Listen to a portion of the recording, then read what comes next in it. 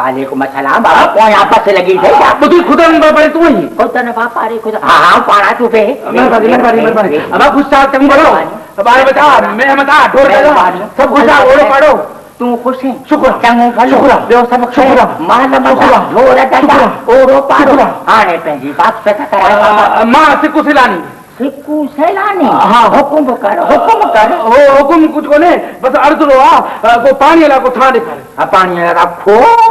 अजे ही थरमा दे मैं थधो पानी भी विझी सकी तो ऐं गरम पानी भी विझी सकी तो माना चाय वगैरह खड़ी वञी सकी तो आही भी तू सैलानी दिमाग खराब दिमाग मां ने तो पिकनिक दे तो थोड़ा मां तो दी ए बाबा दो को था दिखारे ना बड़ो था दिखारे जल्दी करे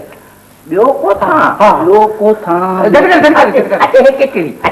हां हां मां चाय करे तो जो मुझे किटली तो दी ए बाबा ॿियो कोई जगह बड़ो था दिखारे दिमाग खराब दिमाग बड़ो अचे अला ही जग्गू हां जग्गू अचे हां दिमाग खराब दिमाग ए ॿियो कोई जगह बड़ो था दिखारे करे इन खां बड़ो अचे दिमाग खराब दिमाग ये को पानी वही तो ना ए दो कोई लगा बड़ो था दिखारे है ना खा बड़ो अचे देगड़ी अब खीर गरम करे ला देगड़ी लगुर जे बाके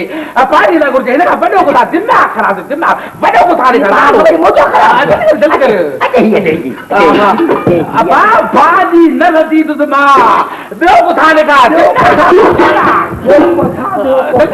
जल्दी कर हाँ जिसके के पानी पियानो जो ही था दी अरे बाबा देव को था दिमाग खराब दिमाग माला वाह जो कि रात बोल जल्दी कर अच्छा ये बाल्टी ठीक है ए पर ये तो प्लास्टिक दिया प्लास्टिक धक्के जल्दी लिखो ने भाभी का दो को था देखा दिमाग अच्छा ये बाल्टी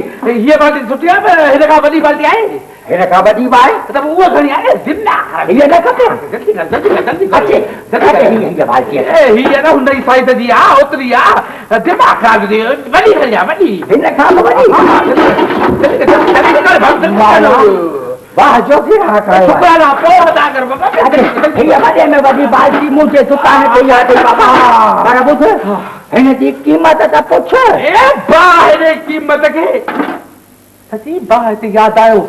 ए बुद्धि ये तो के कमी थी अरे मुखे वाली खाजे दिमाग खराब है दिमाग अब मैं हियर तुझे पारे में पहुंचा